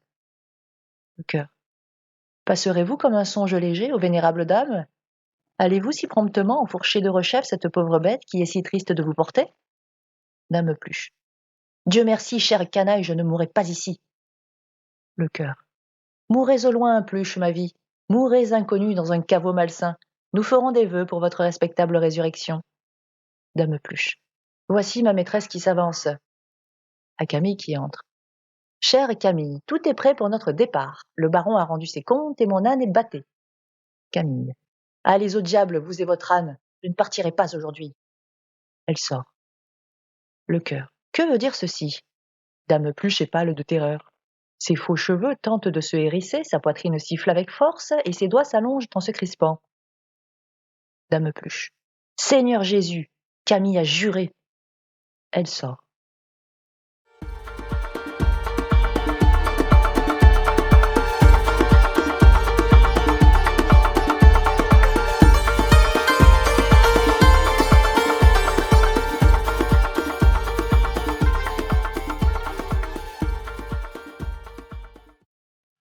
Scène 5. Entre le baron et Maître Bréden. Maître Bréden. Seigneur, il faut que je vous parle en particulier. Votre fils fait la cour à une fille du village. Le baron. C'est absurde, mon ami. Maître Bréden. Je l'ai vu distinctement passer dans la bruyère en lui donnant le bras. Il se penchait à son oreille et lui promettait de l'épouser. Le baron. Cela est monstrueux. Maître Bréden. Soyez-en convaincu, il lui a fait un présent considérable que la petite a montré à sa mère. Le baron. Ô ciel, considérable, Bréden? En quoi considérable? Maître Bréden. Pour le poids et pour la conséquence. C'est la chaîne d'or qu'il portait à son bonnet. Le baron. Passons dans mon cabinet. Je ne sais à quoi m'en tenir. Ils sortent.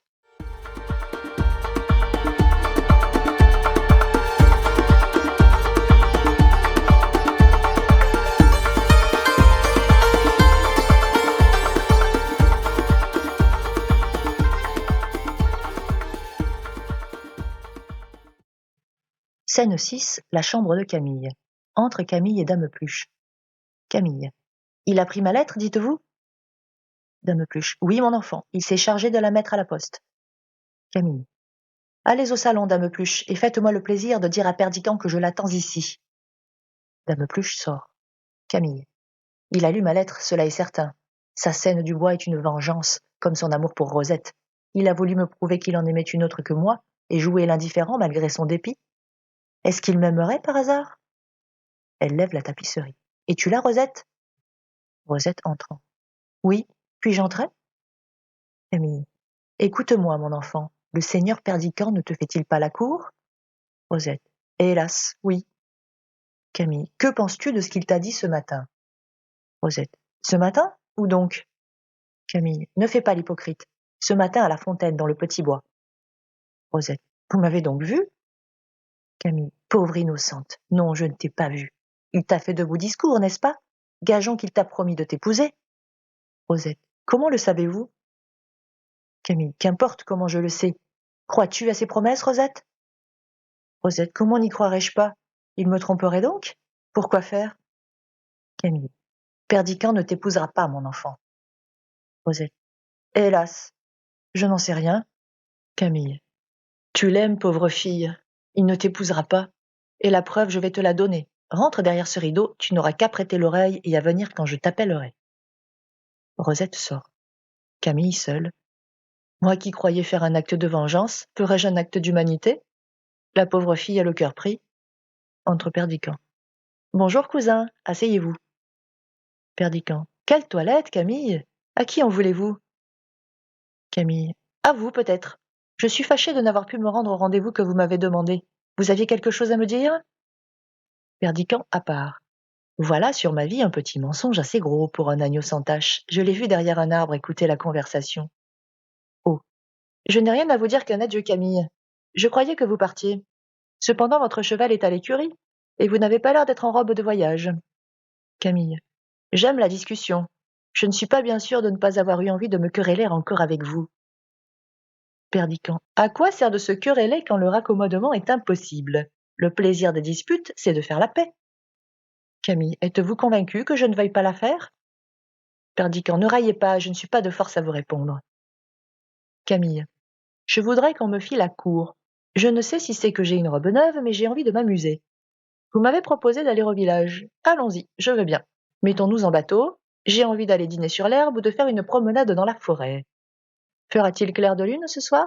Cela est singulier. Vous n'avez plus au doigt la bague que je vous ai donnée. Perdican. Je l'ai perdue.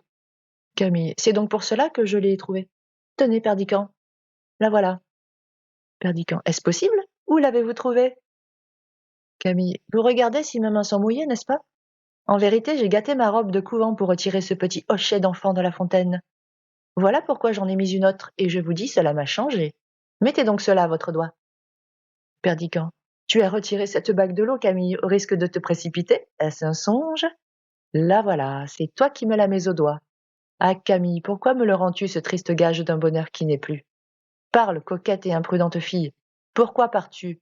Pourquoi restes-tu? Pourquoi d'une heure à l'autre changes-tu d'apparence et de couleur comme la pierre de cette bague à chaque rayon du soleil? Camille. Connaissez-vous le cœur des femmes, Perdican? Êtes-vous sûr de leur inconstance? Et savez-vous si elles changent réellement de pensée en changeant quelquefois de langage? Il y en a qui disent que non. Sans doute il nous faut souvent jouer un rôle, souvent mentir. Vous voyez que je suis franche. Mais êtes-vous sûr que tout mente dans une femme lorsque sa langue ment? Avez-vous bien réfléchi à la nature de cet être faible et violent, à la rigueur avec laquelle on le juge, aux principes qu'on lui impose? Et qui sait si, forcé à tromper par le monde, la tête de ce petit être sans cervelle ne peut pas y prendre plaisir, et mentir quelquefois par passe-temps, par folie, comme elle ment par nécessité? Perdican. Je n'entends rien à tout cela, et je ne mens jamais. Je t'aime, Camille, voilà tout ce que je sais. Camille. Vous dites que vous m'aimez et vous ne mentez jamais. Perdican. Jamais. Camille. En voilà une qui dit pourtant que cela vous arrive quelquefois. Elle lève la tapisserie, Rosette paraît dans le fond, évanouie sur une chaise. Que répondrez-vous à cet enfant, Perdican, lorsqu'elle vous demandera compte de vos paroles? Si vous ne mentez jamais, d'où vient donc qu'elle s'est évanouie en vous entendant me dire que vous m'aimez? Je vous laisse avec elle, tâchez de la faire revenir. Elle veut sortir. Perdican. Un instant, Camille, écoute-moi. Camille. Que voulez-vous me dire? C'est à Rosette qu'il faut parler. Je ne vous aime pas, moi. Je n'ai pas été chercher par dépit cette malheureuse enfant au fond de sa chaumière pour en faire un appât, un jouet. Je n'ai pas répété imprudemment devant elle des paroles brûlantes adressées à une autre. Je n'ai pas faim de jeter au vent pour elle le souvenir d'une amitié chérie. Je ne lui ai pas mis ma chaîne au cou. Je ne lui ai pas dit que je l'épouserais. Perdican. Écoute-moi, écoute-moi. Camille. N'as-tu pas souri tout à l'heure quand je t'ai dit que je n'avais pu aller à la fontaine? Eh bien oui, j'y étais. Et j'ai tout entendu. Mais Dieu m'en est témoin, je ne voudrais pas y avoir parlé comme toi. Que feras-tu de cette fille-là maintenant quand elle viendra avec tes baisers ardents sur les lèvres, te montrer en pleurant la blessure que tu lui as faite? Tu as voulu te venger de moi, n'est-ce pas, et me punir d'une lettre écrite à mon couvent. Tu as voulu me lancer à tout prix quelques traits qui pût m'atteindre. Et tu comptais pour rien que ta flèche empoisonnée traversât cet enfant, pourvu qu'elle me frappât derrière elle. Je m'étais vanté de t'avoir inspiré quelque amour, de te laisser quelques regrets. Cela t'a blessé dans ton noble orgueil. Eh bien, apprends-le de moi. Tu m'aimes, entends-tu? Mais tu épouseras cette fille et tu n'es qu'un lâche. Perdiccas. Oui, je l'épouserai. Camille. Et tu feras bien. Perdiccas. Très bien, et beaucoup mieux qu'en t'épousant toi-même. Qu'y a-t-il, Camille? Qui t'échauffe si fort? Cet enfant s'est évanoui. Nous la ferons bien revenir. Il ne faut pour cela qu'un flacon de vinaigre. Tu as voulu me prouver que j'avais menti une fois dans ma vie? Cela est possible, mais je te trouve hardi de décider à quel instant. Viens, aide-moi à secourir Rosette. Ils sortent.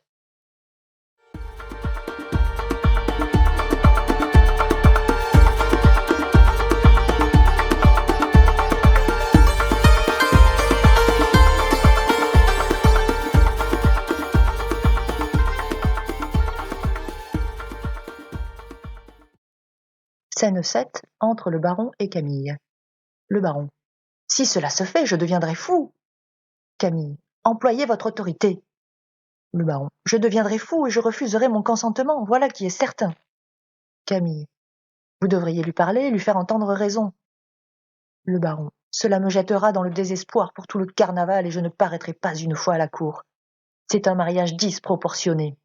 Jamais on n'a entendu parler d'épouser la sœur de lait de sa cousine. Cela passe toute espèce de borne. Camille. Faites-le appeler et dites-lui nettement que ce mariage vous déplaît. Croyez-moi, c'est une folie et il ne résistera pas. Le baron. Je serai vêtu de noir cet hiver, tenez-le pour assuré. Camille. Mais parlez-lui, au nom du ciel. C'est un coup de tête qu'il a fait. Peut-être n'est-il déjà plus temps. S'il en a parlé, il le fera. Le baron. Je vais m'enfermer pour m'abandonner à la douleur. Dites-lui s'il me demande que je suis enfermé et que je m'abandonne à ma douleur de le voir épouser une fille sans nom. Il sort. Camille. Ne trouverai-je pas ici un homme de cœur? En vérité, quand on cherche, on est effrayé de sa solitude. Entre Perdiccas. Eh bien, cousin, à quand le mariage? Perdiccas. Le plus tôt possible. J'ai déjà parlé au notaire, au curé et à tous les paysans. Camille. Vous comptez donc réellement que vous épouserez Rosette? Perdiccas. Assurément. Camille. Qu'en dira votre père?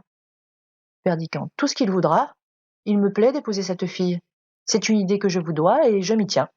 Faut-il vous répéter les lieux communs les plus rebattus sur sa naissance et sur la mienne? Elle est jeune et jolie et elle m'aime. C'est plus qu'il n'en faut pour être 3 fois heureux. Qu'elle ait de l'esprit ou qu'elle n'en ait pas, j'aurais pu trouver pire. On criera et on raillera. Je m'en lave les mains. Camille. Il n'y a rien là de risible. Vous faites très bien de l'épouser. Mais je suis fâchée pour vous d'une chose. C'est qu'on dira que vous l'avez fait par dépit. Perdiccas. Vous êtes fâché de cela? Oh que non. Camille. Si j'en suis vraiment fâchée pour vous. Cela fait du tort à un jeune homme de ne pouvoir résister à un moment de dépit. Perdiccas. Soyez-en donc fâché. Quant à moi, cela m'est bien égal. Camille. Mais vous n'y pensez pas, c'est une fille de rien. Perdiccas. Elle sera donc de quelque chose lorsqu'elle sera ma femme. Camille. Elle vous ennuiera avant que le notaire ait mis son habit neuf et ses souliers pour venir ici. Le cœur vous lèvera au repas de noces, et le soir de la fête, vous lui ferez couper les mains et les pieds comme dans les contes arabes parce qu'elle sentira le ragoût. Perdiccas. Vous verrez que non. Vous ne me connaissez pas. Quand une femme est douce et sensible, franche, bonne et belle, je suis capable de me contenter de cela. Oui, en vérité, jusqu'à ne pas me soucier de savoir si elle parle latin. Camille. Il est à regretter qu'on ait dépensé tant d'argent pour vous l'apprendre. C'est 3000 écus de perdus. Oui, on aurait mieux fait de les donner aux pauvres. Camille. Ce sera vous qui vous en chargerez, du moins pour les pauvres d'esprit. Perdiccas. Et ils me donneront en échange le royaume des cieux, car il est à eux. Camille. Combien de temps durera cette plaisanterie? Perdiccas. Quelle plaisanterie? Camille. Votre mariage avec Rosette. Perdiccas. Bien peu de temps. Dieu n'a pas fait de l'homme une œuvre de durée, 30 ou 40 ans, tout au plus. Camille. Je suis curieuse de danser à vos noces. Perdiccas. Écoutez-moi, Camille. Voilà un ton de persiflage qui est hors de propos. Camille. Il me plaît trop pour que je le quitte. Perdiccas. Je vous quitte donc vous-même, car j'en ai tout à l'heure assez. Camille. Allez-vous chez votre épousée? Perdiccas. Oui, j'y vais de ce pas. Camille. Donnez-moi donc le bras, j'y vais aussi. Entre Rosette. Perdiccand. Te voilà, mon enfant? Viens, je veux te présenter à mon père. Rosette se mettant à genoux. Monseigneur, je viens vous demander une grâce. Tous les gens du village à qui j'ai parlé ce matin m'ont dit que vous aimiez votre cousine, et que vous ne m'avez fait la cour que pour vous divertir tous deux. On se moque de moi quand je passe, et je ne pourrai plus trouver de mari dans le pays, après avoir servi de risée à tout le monde. Permettez-moi de vous rendre le collier que vous m'avez donné, et de vivre en paix chez ma mère. Camille, tu es une bonne fille, Rosette. Garde ce collier, c'est moi qui te le donne, et mon cousin prendra le mien à la place. Quant à un mari, n'en sois pas embarrassé. Je me charge de t'en trouver un. Perdiccand. Cela n'est pas difficile, en effet. Allons, Rosette, viens que je te mène à mon père. Camille. Pourquoi? Cela est inutile. Perdiccand. Oui, vous avez raison, mon père nous recevrait mal. Il faut laisser passer le premier moment de surprise qu'il a éprouvé. Viens avec moi. Nous retournerons sur la place. Je trouve plaisant qu'on dise que je ne t'aime pas quand je t'épouse. Pardieu, nous les ferons bien taire. Il sort avec Rosette. Camille. Que se passe-t-il donc en moi? Il l'emmène d'un air bien tranquille. Cela est singulier. Il me semble que la tête me tourne. Est-ce qu'il l'épouserait tout de bon? Oh là, dame Pluche, dame Pluche! N'y a-t-il donc personne ici? Entre un valet. Courez après le seigneur Perdiccand. Dites-lui vite qu'il remonte ici, j'ai à lui parler. Le valet sort. Mais qu'est-ce donc que tout cela? Je n'en puis plus, mes pieds refusent de me soutenir. Rentre Perdiccand. Perdiccand. Vous m'avez demandé, Camille? Camille. Non, non. Perdiccand. En vérité, vous voilà pâle? Qu'avez-vous à me dire? Vous m'avez fait rappeler pour me parler? Camille. Non, non. Oh, Seigneur Dieu. Elle sort.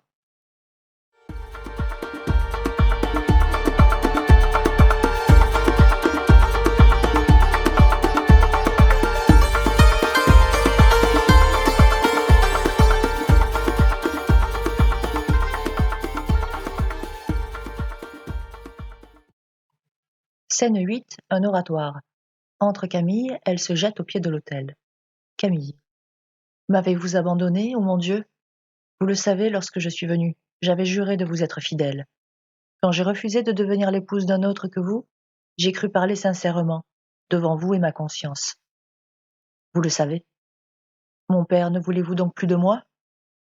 Oh, pourquoi faites-vous mentir la vérité elle-même? Pourquoi suis-je si faible?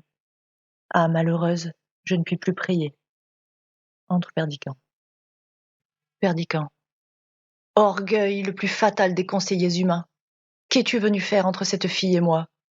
La voilà pâle et effrayée qui presse sur les dalles insensibles son cœur et son visage.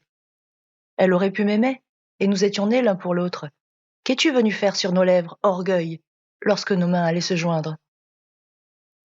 Camille. Qui m'a suivi? Qui parle sous cette voûte? Est-ce toi, Perdiccand? Perdiccand. Insensés que nous sommes. Nous nous aimons. Quel songe avons-nous fait, Camille? Quelles vaines paroles, quelle misérable folie ont passé comme un vent funeste entre nous deux. Lequel de nous a voulu tromper l'autre? Hélas, cette vie est elle-même un si pénible rêve? Pourquoi encore y mêler les nôtres? Oh mon Dieu, le bonheur est une perle si rare dans cet océan d'ici-bas. Tu nous l'avais donné, pécheur céleste. Tu l'avais tiré pour nous des profondeurs de l'abîme, cet inestimable joyau. Et nous, comme des enfants gâtés que nous sommes, nous en avons fait un jouet. Le vert sentier qui nous a menés l'un vers l'autre avait une pente si douce. Il était entouré de buissons si fleuris. Il se perdait dans un si tranquille horizon. Il a bien fallu que la vanité, le bavardage et la colère vinssent jeter leurs rochers informes sur cette route céleste qui nous aurait conduits à toi dans un baiser. Il a bien fallu que nous nous fissions du mal, car nous sommes des hommes. Ô insensé, nous nous aimons. Il la prend dans ses bras. Camille. Oui, nous nous aimons, Perdiccand. Laisse-moi le sentir sur ton cœur. Ce Dieu qui nous regarde ne s'en offensera pas. Il veut bien que je t'aime. Il y a 15 ans qu'il le sait. Perdiccand. Chère créature, tu es à moi. Il l'embrasse. On entend un cri derrière l'autel. Camille. C'est la voix de ma sœur de lait. Perdiccand. Comment est-elle ici? Je l'avais laissée dans l'escalier lorsque tu m'as fait rappeler. Il faut donc qu'elle m'ait suivie sans que je m'en sois aperçue. Camille. Entrons dans cette galerie. C'est là qu'on a crié. Perdiccand. Je ne sais ce que j'éprouve. Il me semble que mes mains sont couvertes de sang. Camille. La pauvre enfant nous a sans doute épiés. Elle s'est encore évanouie. Viens, portons-lui secours. Hélas, tout cela est cruel. Perdiccand. Non, en vérité, je n'entrerai pas. Je sens un froid mortel qui me paralyse. Vas-y, Camille, et tâche de la ramener. Camille sort. Perdiccand. Je vous en supplie, mon Dieu, ne faites pas de moi un meurtrier. Vous voyez ce qui se passe. Nous sommes deux enfants insensés, nous avons joué avec la vie et la mort. Mais notre cœur est pur. Ne tuez pas Rosette, Dieu juste.